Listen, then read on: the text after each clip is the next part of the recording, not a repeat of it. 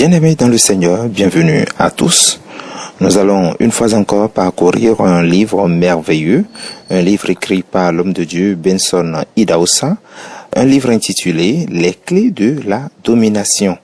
Il est merveilleux de se souvenir de la présence divine en nous et de l'œuvre à laquelle Dieu nous appelle. Tout homme en Christ qui voudrait dominer dans ce monde devrait remplir les conditions pour acquérir la présence et la puissance de Dieu selon Acte 1:8. C'est pourquoi nous allons ensemble parcourir ce livre de l'homme de Dieu Benson Idahosa. C'est un homme à ne plus présenter. C'est un homme de Dieu nigérian. Il est le fondateur de Church of God Mission International basé à Benin City au Nigeria. Voilà un peu le profil de l'homme et c'est son livre, Les clés de la domination, que nous allons donc pouvoir lire ensemble. Les clés de la domination. À la table des matières, nous avons préface, le chapitre 1, l'acquisition de la puissance, le chapitre 2, apprendre à compter sur Dieu, le chapitre 3, prêcher l'évangile fidèlement, chapitre 4, perdre de vue les ambitions, chapitre 5, marcher par l'esprit, chapitre 6, soyez matures, chapitre 7, les entraves de la foi, chapitre 8, ne faiblissez pas, chapitre 9, la détresse et la gloire, chapitre 10, la détresse et la gloire suite, chapitre 11, la zone de consécration entière, chapitre 12, la fouille avant l'édification, chapitre 13, ne soyez pas superficiels, chapitre 14, l'homme intérieur. Chapitre 15, la distinction spirituelle. Chapitre 16, les obstacles à la sainteté. Chapitre 17, les 3 preuves de la grâce. Chapitre 18, les 3 manifestations de Jésus. Chapitre 19, marcher dans l'amour. Chapitre 20, semer pour le royaume. Chapitre 21, la foi de la femme syro-phénicienne. Et suivra la conclusion. Alors, sans plus tarder, nous sommes donc en train de parler du livre Les clés de la domination de l'homme de Dieu, Benson Idahosa. Et sans plus tarder, nous allons aborder la préface. Dieu n'a jamais voulu que son peuple vive dans la défaite. Il nous a destinés à dominer et à gouverner avec lui. Avez-vous remarqué que de plus en plus de gens aujourd'hui sont à la recherche d'un sens et d'un but à leur vie? Cette tendance offre de nombreuses occasions aux chrétiens d'atteindre la puissance surnaturelle de Dieu pour influencer leur génération. Les chercheurs affirment que plus d'âmes sont venues dans le royaume de Dieu au cours des dernières décennies que dans tous les siècles combinés depuis le ministère du Christ sur la terre. Cependant, la bataille contre les ténèbres ne diminue pas. Les statistiques révèlent la probabilité que seulement 4% des jeunes d'aujourd'hui embrassent le christianisme évangélique. Si nous avons les réponses aux questions de la vie, pourquoi sommes-nous inefficaces pour atteindre les gens? Dieu nous positionne pour faire avancer son royaume dans tous les domaines retenus captifs par l'ennemi. Pour réussir, nous devons comprendre notre autorité en Christ, que certains appellent autorité du royaume ou les règles de la domination. La domination est devenue une confession régulière parmi de nombreux croyants. La voix de l'Église résonne avec le désir de voir la manifestation de notre mission donnée par Dieu pour gouverner et régner sur la terre. Genèse 1, 26 à 28. Cependant, si tout ce que nous faisons est sans grande influence sur le monde et les perdus, cet objectif ne sera pas réalisé. L'autorité ne vient pas par la confession. L'autorité est résolument attachée à la responsabilité, la consécration et une relation étroite avec Dieu. Et c'est seulement une facette de la marche dans la domination. Vous voyez, Dieu nous a appelés à être ses représentants du royaume sur la terre pour établir un paradigme juste et régner avec lui. Nous avons besoin de plus de pouvoir pour le faire. Lorsque nous identifions les zones sur lesquelles il nous a donné l'influence et nous nous engageons à être des agents de changement. En qualité d'enfants de Dieu et de ministres de l'Évangile, Dieu nous a mandatés pour exercer la domination sur toute l'œuvre créatrice. Les domaines de nos vies n'en demeurent pas moins. Notre agenda de domination doit s'étendre à tous les domaines de notre vie. Quand nous sommes à la ressemblance de Dieu, la domination devient notre partage. En effet, le royaume des cieux et la lumière dominent sur le royaume des ténèbres et ses agissements. 1 Corinthiens 9, 26, Luc 10, 19, Genèse 4, 7. Marchons dans ce mandat de domination et dominons dans tous les aspects de nos vies. Romains 5, 15 dit, « Mais il n'en est pas du don gratuit comme de l'offense, car si par l'offense d'un seul, il en est beaucoup qui sont morts, à plus forte raison la grâce de Dieu et le don de la grâce venant d'un seul homme, Jésus-Christ, ont-ils été abondamment répandus sur beaucoup. » Romains 5, 17.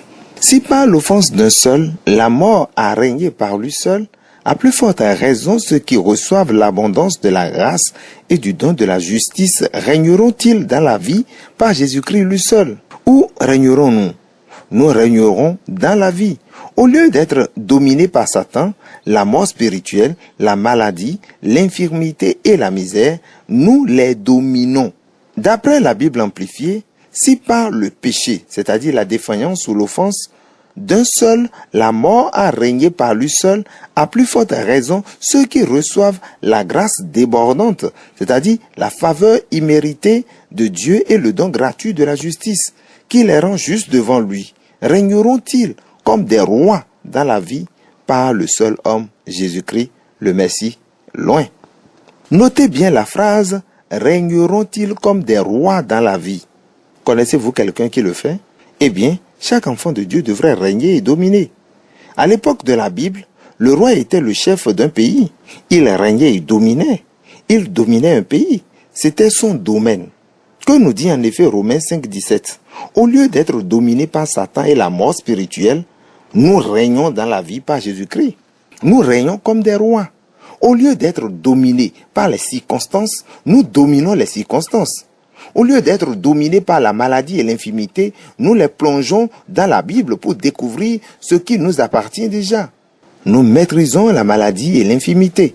N'abandonnez donc pas votre assurance à laquelle est attachée une grande rémunération, car vous avez besoin de persévérance, afin qu'après avoir accompli la volonté de Dieu, vous obteniez ce qui vous est promis.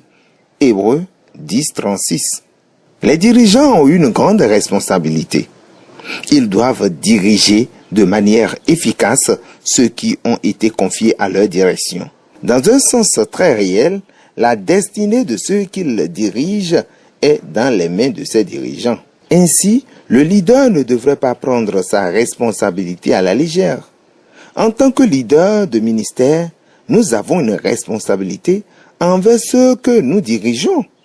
Mais nous avons une responsabilité encore plus grande envers celui qui nous a appelés à dominer avec lui sur terre et dans le ministère. Celui qui nous a appelés est Dieu, et il veut que son règne soit imposé sur la terre, afin qu'un plus grand nombre le connaisse. Pensez à votre responsabilité de cette manière. Souvent, on se réfère au corps des croyants comme l'épouse de Christ. En tant que pasteur et leader, vous et moi avons reçu l'intendance ou la responsabilité de prendre soin de l'Église et la conduire dans la puissance divine de Dieu afin de lui accorder une sécurité spirituelle et la protéger contre les œuvres du diable. Si vous, en tant que leader, vous ne marchez pas dans la divine puissance de Dieu et que votre Église ne répond pas aux besoins du peuple, vous verrez vos brebis sortir de la bergerie. Il vous faut la puissance de la domination avec tout ce qui y va afin de faire la différence. Ainsi prend fin la préface et nous enchaînons avec le chapitre 1, l'acquisition de la puissance spirituelle. L'une des clés essentielles de la domination est l'acquisition de la puissance spirituelle, l'onction du Saint-Esprit. Et la condition essentielle pour l'acquisition de la puissance spirituelle est la mort en soi-même afin de s'unir au Saint-Esprit. Dieu ne peut pas nous remplir de son esprit, nous illuminer, nous fortifier de courage, de cette vue divine, de cette énergie, à moins que nous ne soyons crucifiés. Nous devons mourir d'abord avant de vivre. Nous devons être fous afin de recevoir la sagesse d'en haut. Nous devons être conscients de notre faiblesse afin de bénéficier de la puissance de Dieu. Sa force vient nous rendre parfaits dans nos faiblesses. Dans Genèse, nous lisons que Dieu rencontra Jacob à Péniel et là, il eut eu un combat. La prière de Jacob prévalut au point où il fut le vainqueur. La Bible dit qu'il eut eu un combat entre un homme et Jacob. Nous devons rappeler que ce combat n'était pas contre un pécheur plein de conviction, car Jacob était entré dans la famille de Dieu il y avait 20 ans à Bethel. Mais c'était un conflit entre la volonté parfaite de Dieu et la perversité originelle de Jacob. Au départ, il pensait se battre contre un homme avant de se rendre compte plus tard que c'était un ange. L'ange assuma sa position archange et avant la fin du combat, il réalisa que c'était Dieu lui-même. Ce qui semblait être un homme au début se révéla être à la fin Jéhovah, le Tout-Puissant. Dieu vient à nous en étant déguisé et cherche à nous conquérir à un moment où nous n'attendons pas en prenant l'aspect de certaines circonstances ou personnes. Insignifiants comme Jacob, nous sommes surpris de nous trouver en face de Dieu.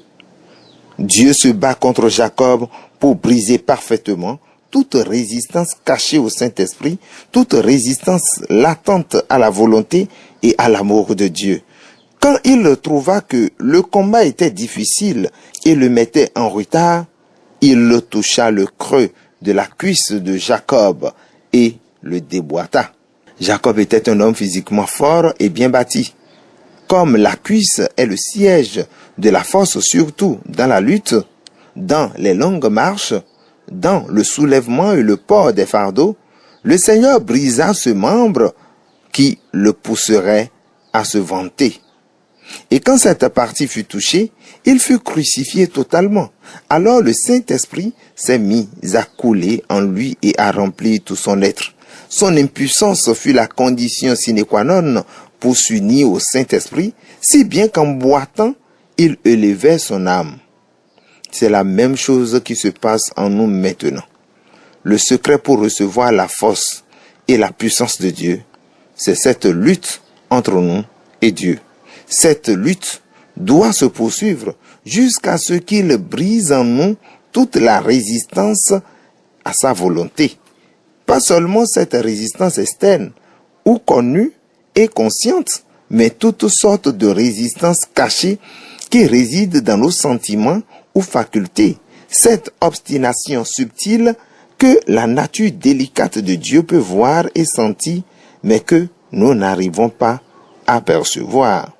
Il doit nous briser, de sorte que nous soyons plus forts et nos énergies canalisées.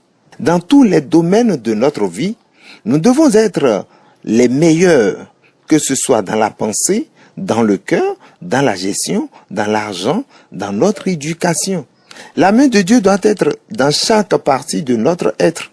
La résistance doit totalement prendre fin pour que le Saint-Esprit nous unisse à lui. Paul dit que si nous mourons avec le Christ, nous vivrons avec le Christ. À travers la parole de Dieu, nous comprenons tous que la crucifixion précède la puissance spirituelle. Non seulement Dieu doit briser un pécheur pour qu'il se convertisse, mais aussi chez ceux qui sont régénérés, il doit briser leur sagesse, leur érudition, leur prudence, leur conception des choses, leur formation et leurs préjugés religieux, leur connaissance élargie ou limitée, leur justice. Le Seigneur prend du temps pour briser aussi bien la justice du chrétien que l'injustice du pécheur. Je ne dis pas que le Seigneur brise sa propre sagesse ou justice, mais celle issue de la nature humaine. Votre moi et votre nature humaine doivent être crucifiés afin d'être unis au Christ par le Saint-Esprit. De cette union sacrée dérivent d'autres sagesses, d'autres justices et d'autres forces infiniment supérieures à votre nature humaine. Nous devons abandonner notre moi égoïste et apparemment pieux afin de prendre possession de la nature de Dieu. S'attacher à son moi, c'est comme lier un conducteur à un fil télégraphique qui brouille le message électrique pour le faire descendre. C'est seulement à travers le fil isolé que l'on peut déverser son intelligence dans le fil électrique. C'est seulement à travers l'âme crucifiée que Dieu peut déverser sa pure vérité et sur laquelle il peut placer le secret de la puissance divine. Et c'est là que prend fin le chapitre 1. Nous venons donc de lire la préface et le chapitre 1 du livre Les clés de la domination de l'homme de Dieu, Benson Idahosa. Merci de nous avoir suivis. À très bientôt pour la suite.